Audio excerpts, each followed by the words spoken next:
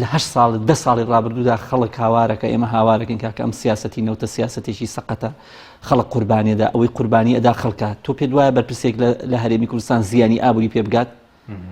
خەڵکی هاوڵاتی فەقیر و هاوڵاتی هەژار و ئەم کۆمەڵگەیە ئەگەرنا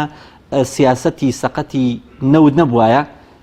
لە 2011 و 2013 چ پێشکەوتنێکی اقتصادی و ئابووری و وەبەرهێنان لە هەرێمی کوردستان هەبوو ئێستا چەندێک هاتوۆتە دواوە بۆیە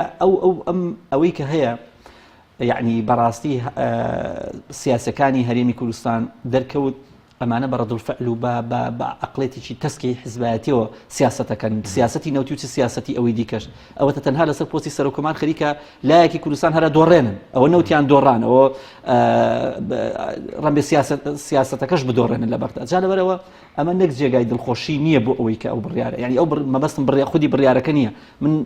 بڕیارەکەم پێ باشە بۆ ئەوەی سیاسەتی نەوتی ڕاست بکرێتەوە خۆ ئەم بڕیارە تەنها ئەو نییە قەتعی نەوتی هەرێمی کوردستان کە ئەکرێ مامەڵەیەکی جیاوازتری لەگەڵا بکرێت بەڵام ئەم بڕیار لە ئاستی نێودەوڵەتی سەروەری نەوتی هەرێمی کوردستان کۆتایی پێدێنێ چونی بەشێک لەو سکاڵانی کە هەبوو ئەبێ لایەنێکی شەرعی بە بدۆزنەوە ئەگەنا بەشێک لەو سکاڵانی کە هەبوو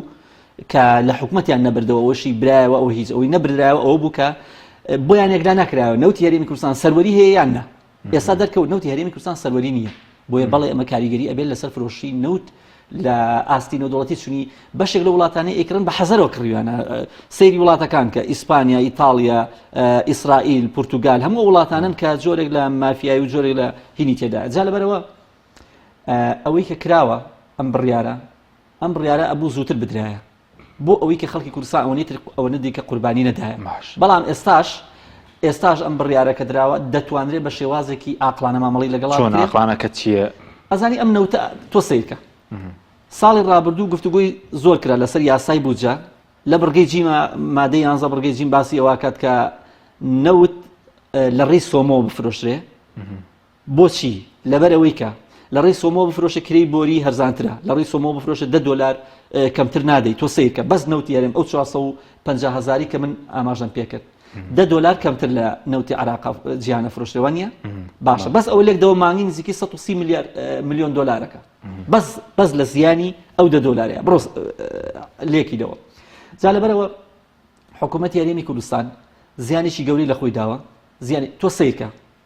ئەزانی بۆچی خەڵکی کوردستان ناحەقیان نییە لەسەرەوەی کە ئەم نەوتە ئەم بەرپرسانە چ فشارێکن چه هەوڵێکە دەن لە پێناو نەوتاکە لەبەروی گەندەڵی زۆریتە ئەم بڕیاری دادگای فیدرالی باسی ئەوە کە نەوتی هەرێم نادەستوریە باشە ئەو هەڵایەت بینیە خۆ بەرپرسانی هەرێمەکە سیاسی باشە خۆ بۆ ڕیفراندۆم لە 20/11/2007 هەر ئەم دادگای فیدراڵە بڕیاریدا کە ڕیفراندۆم نایاسایی و نادەستوریە باش تەنانەت سیڤان بەرزانی جوابی داوتی ئێمە پابەندین بە بڕیارەکەی دادگای فیدرالی وەکو سەرۆکی حکومەت واتە ریفراندۆمێک کە ئەوان پێیان وابوو کە من پێم وانەوە لە بۆ سەربەخۆی و شتانە بێ بەڵام ئەوان پێیان وابوو بۆ سەربەخۆی و بۆ نەتەوەی و ئێستا ریفراندۆمەکە لە جیرفانیانە و لە بەرباخەڵانە ئەوانە باشە ئەوان یەکسەر وتیان پابەندین بە بڕیارەکەی دادگاوە 20/11/2007 ئەم دادگایی کە ئێستا بڕیاری داوە ئەو دادگایە بڕیاریدا لەسەری گوتیان ئەمە پابەندی پێوەی تەواو بۆ ئەمەیان هەڵایەکی گەوریان دروست کردووە لە پێناو چی لە پێناو ئەو پارەی کە هەیە کە من ئەڵێم 1 تریلیۆن و 600 ملیار دینار داهاتی نەوتە 518 گەڕێنەوەی ئەوەی دیکەی کاکەخەرجی کۆمپانیا کاکە نازانم چی هەچەندێکی لێ دەی نیوەی هەر دیار نامێنێ جا لەبەرەوە ناشەفافی نەوت گەندەڵی زۆر لە بواری نەوتە ئەمانی سەخڵەت کردووە ئەگەرنا نە لە پێناو خاک و نیشتیمان و نازانم بودجە و موچەی هاوڵاتیانی کوردستان بیوەستنەوە بە مەسەلەی کوردایەتی و دژاتیکردنی کورد و کوردستان و ئەوانە لە بەیاننامەکان هیچ مەسەلەی کوردایەتی و شت نەماوە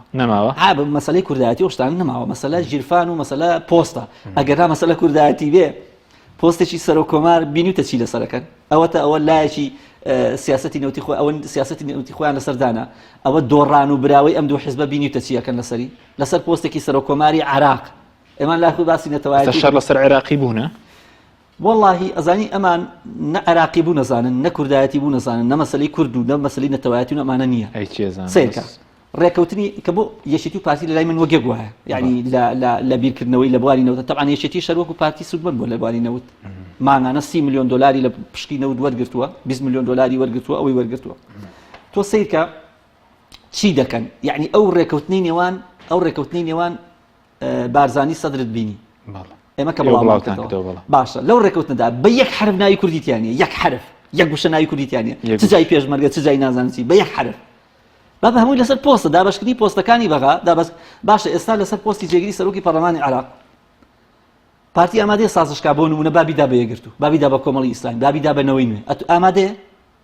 با لە پێناوی کووردا ئەوە بکە سەدان پۆستی دیکە لە بەغدایە بۆیە ئەمانە